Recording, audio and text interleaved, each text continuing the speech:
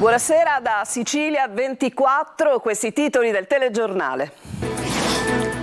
Ho sparato io, il 17enne fermato per l'omicidio in discoteca assieme al fratello maggiore confessa il delitto di Rosolino Celesia a Palermo, ma non convince gli investigatori. La lite prima degli spari nata per futili motivi. Faida fra vecchia e nuova mafia a Catania, il blitz dei carabinieri ha evitato l'omicidio di Pietro Gagliano, in manette i rampolli della famiglia Santa Paola Ercolano, 9 gli arresti. La dignità e la libertà contro il racket dopo la notizia dello sventato piano per uccidere un imprenditore di Gela che aveva denunciato il pizzo, parla il fratello, la paura resta, ma non ci fermiamo. Dolci conservati in laboratori da incubo infestati da insetti, controlli del NAS sui panettoni e specialità natalizie, sequestrate 39 tonnellate di prodotti. Dopo un'attesa lunga 20 anni, inaugurata oggi la via Barraco a Catania, servirà a snellire il traffico della piazza di Ognina e del lungomare. Calcio, Catania in emergenza per la trasferta di Benevento, 16 gli uomini a disposizione di Lucarelli, assenti anche Bocic e Mazzotta.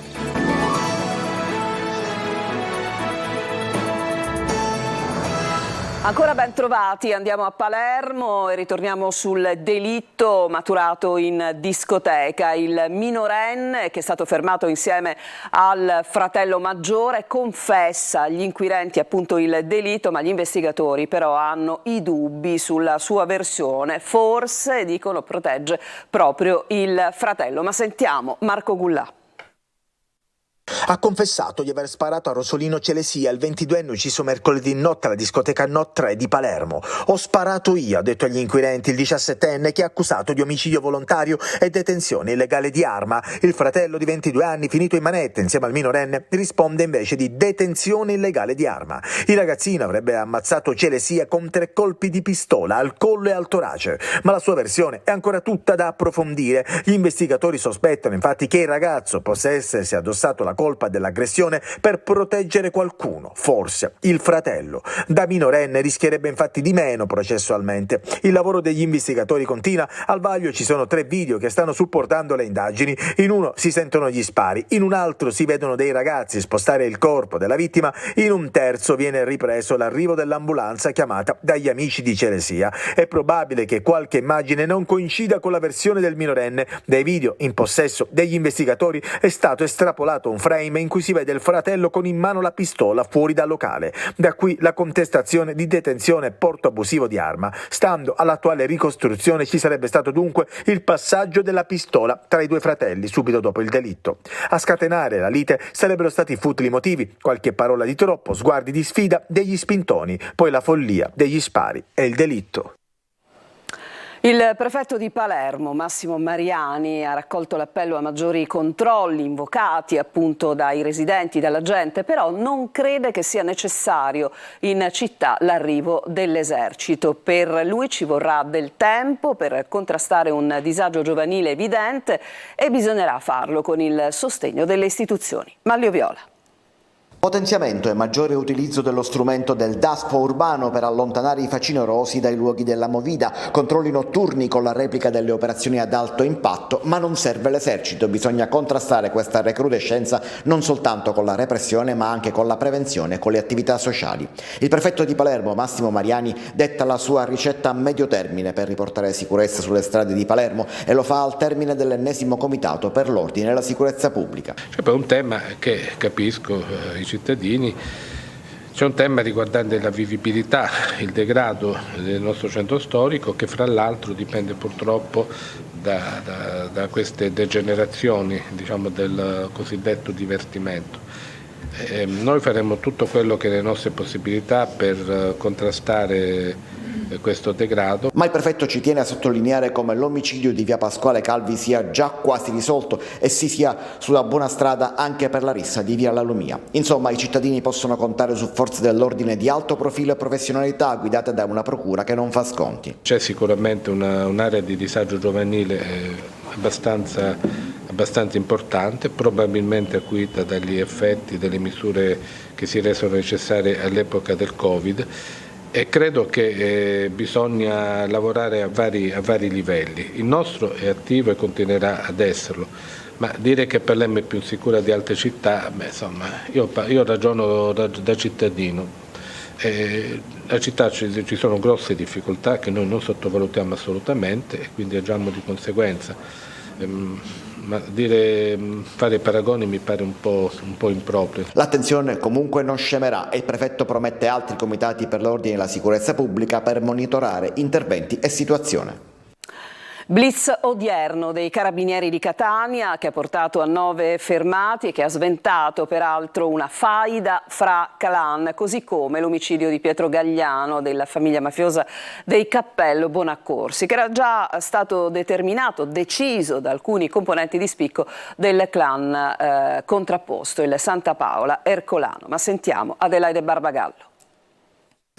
Il 20enne Sebastiano Rampollo della famiglia Ercolano Santa Paola, dopo la sparatoria dello scorso ottobre a San Cristoforo, voleva dare una risposta degna del suo rango di appartenente a Cosa Nostra e per questo aveva pianificato una vendetta, l'omicidio di Pietro Gagliano, esponente del clan rivale Cappello Bonaccorsi.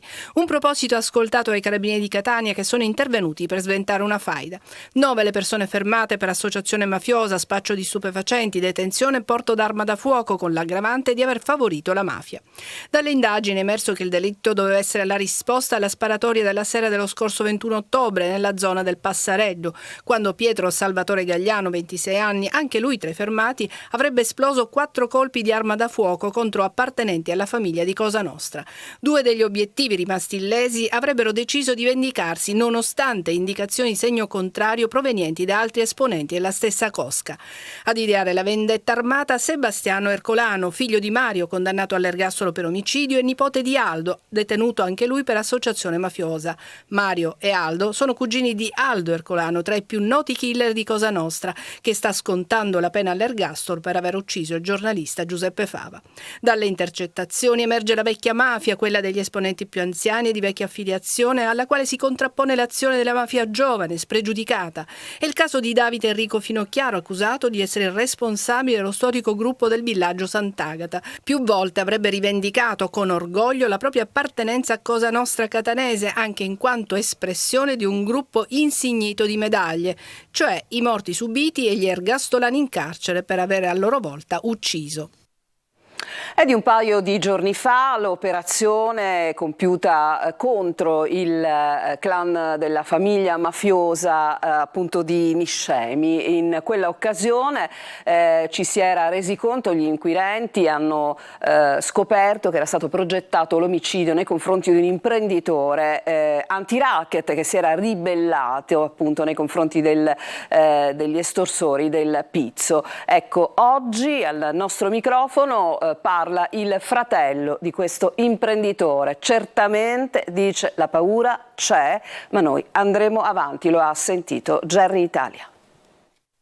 La paura c'è sempre, è una cosa che non ti molla mai, ma la dignità di uomo libero ti fa superare ogni paura.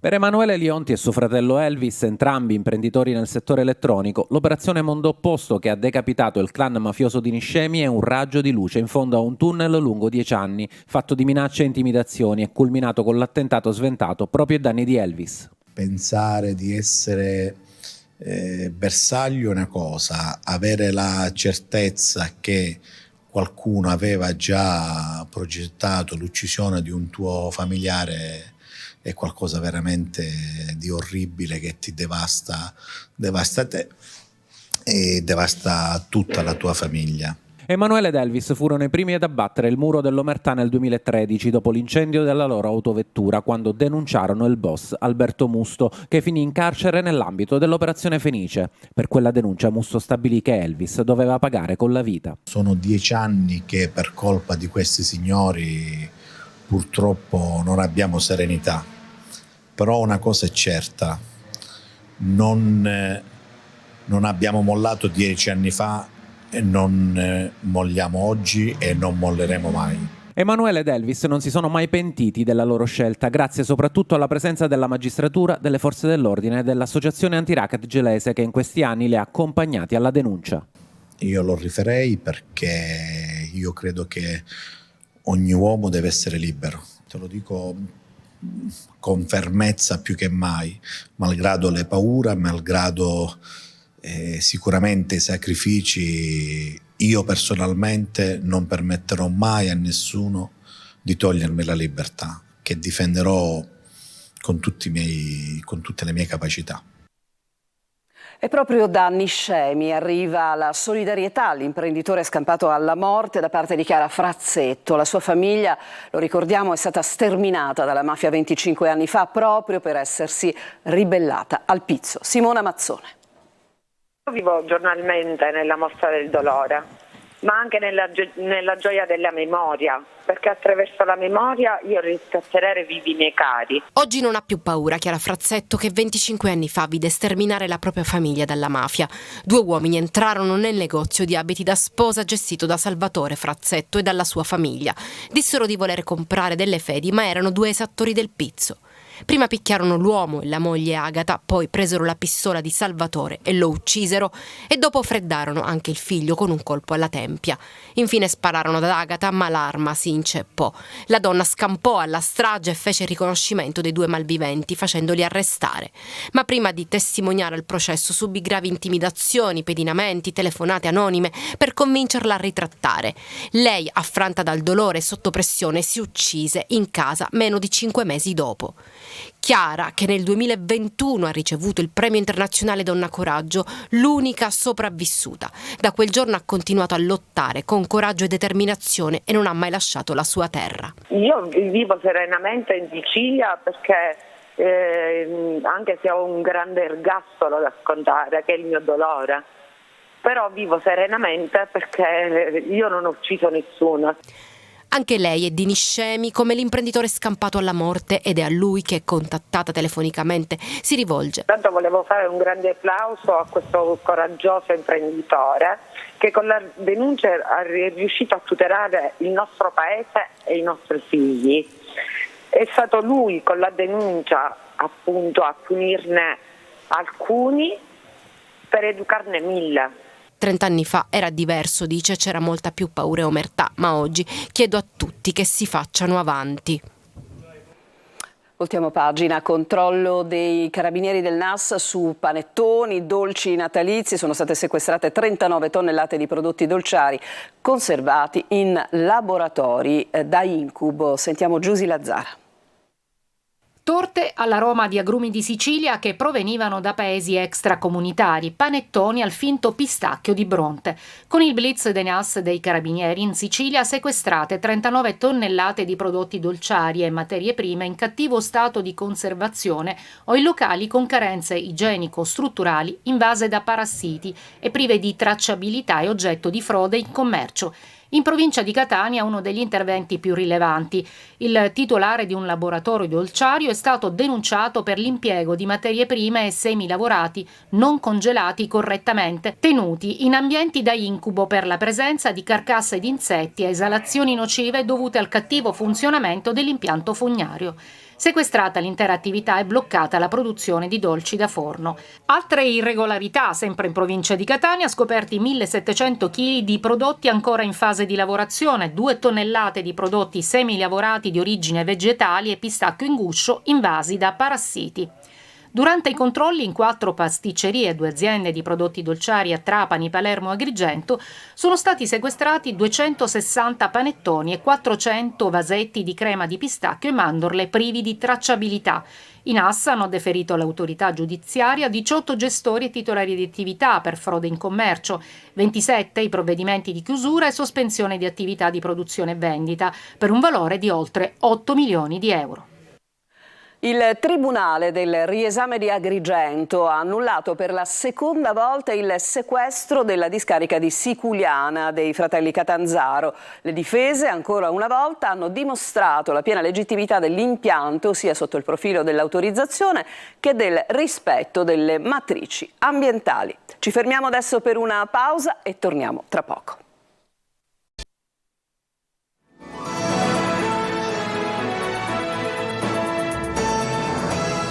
Siamo tornati in studio. Servirà ad evitare di rimanere intrappolati nella congestione del traffico veicolare della piazza di Ognina, piazza Mancini Battaglia di Catania e successivamente sul lungomare della città.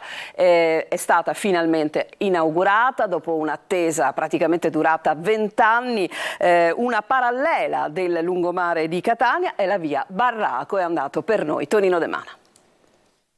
Ore 11:23 del 22 dicembre 2023. Il sindaco trantino in scooter fa da apripista alla prima auto che percorre via Barraco, che dopo 20 anni viene inaugurata al transito, dando respiro a piazza Mancini Battaglia ed aprendo ad un altro step, quello di pedonalizzare per intero il lungomare. Una svolta epocale per la viabilità di Catania, soprattutto per il borgo marinaro di Ognina. L'accelerazione decisiva arriva nel luglio scorso, è in piena estate che il neoinsediato sindaco trantino sblocca l'iter ed avvia un cantiere fermo da decenni.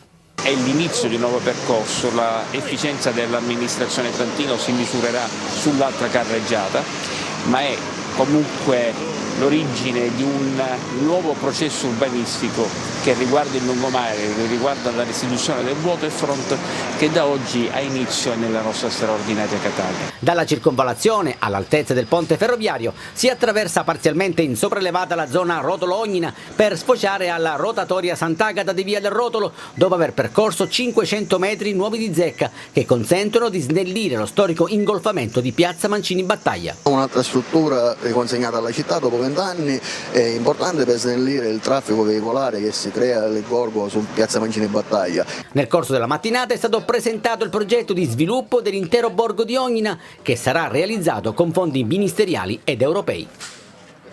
Restiamo a Catania, a Palazzo degli Elefanti. Sono stati accolti 38 nuovi autisti della AMTS che sostituiranno il personale andato in pensione negli ultimi tempi. L'offerta di mezzi pubblici viene dunque garantita, ma per avere maggiori corse e minori tempi di attesa bisognerà attendere appunto ancora un po'. Adelaide Barbagallo. Tra qualche giorno li vedremo alla guida dei bus della AMTS. A Palazzo degli Elefanti oggi gli auguri e i loro ben arrivati.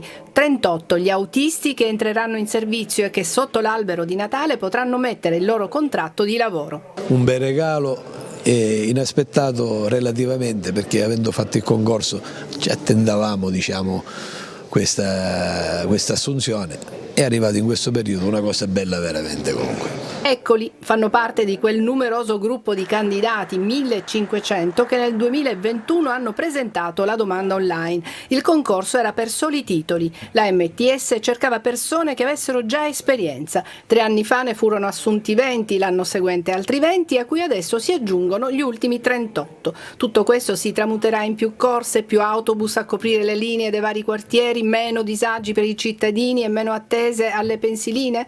No, purtroppo no. Il presidente della MTS, Giacomo Bellavia, molto correttamente evita falsi proclami. Tutte le persone entrate in servizio dal 2021 fino ad oggi in realtà hanno sostituito colleghi che sono andati via, ma in un futuro non molto lontano le cose in città potranno migliorare. L'azienda, che era piena di debiti, è stata risanata. Ci sono investimenti da fare e gli enti pubblici chiaramente devono accompagnare questo percorso. Il Comune di Catania intravede l'uscita dal dissesto economico, che è stato un laccio per tantissime realtà. Il contratto di servizio con la MTS, ad esempio, non poteva andare oltre e prevedere altre assunzioni. Al momento ci sono su strada 110 bus e 750 autisti. In città ci sono già alcuni mezzi elettrici che non inquinano, sono 36 quelli arrivati e altri ne verranno introdotti. Nel 2024 c'è l'auspicio da parte di tutti che possano aumentare le corse. Quando i mezzi pubblici funzionano con orari regolari è più facile convincere i cittadini a lasciare l'auto a casa.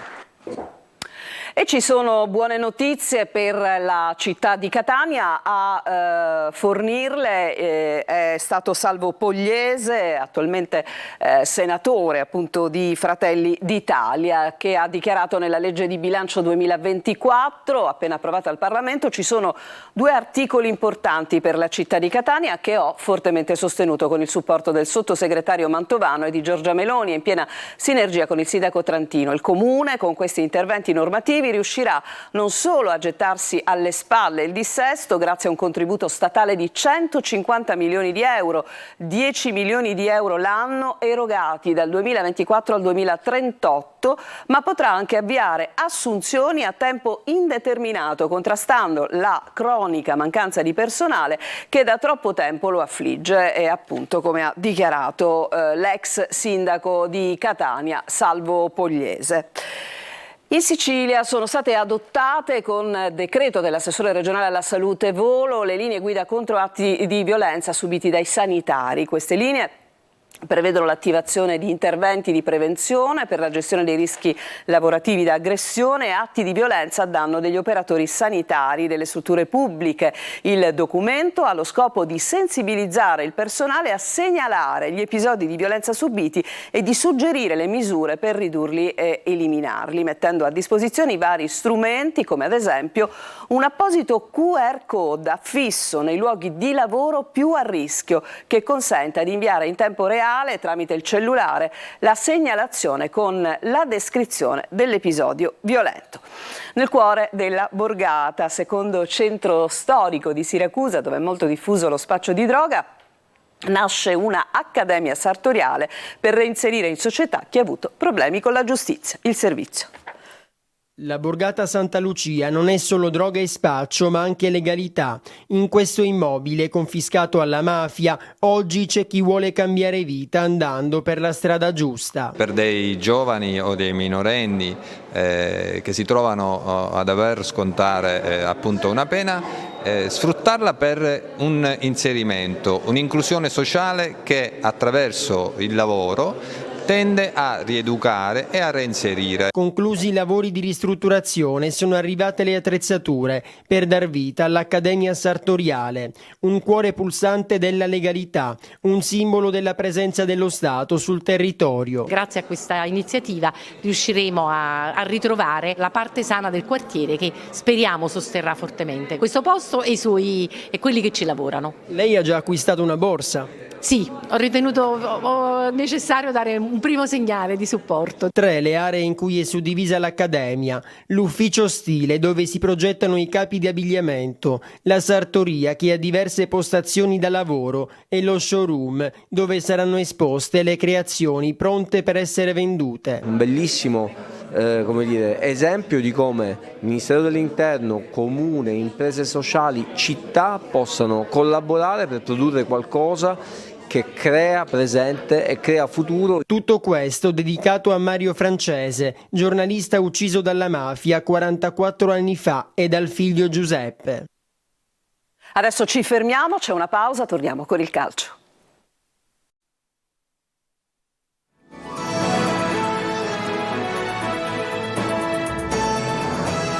Catania in emergenza per la trasferta di Benevento e siamo al calcio. 16 gli uomini a disposizione di Lucarelli, non ci saranno Bocic e Mazzotta. Sentiamo Francesco Triolo.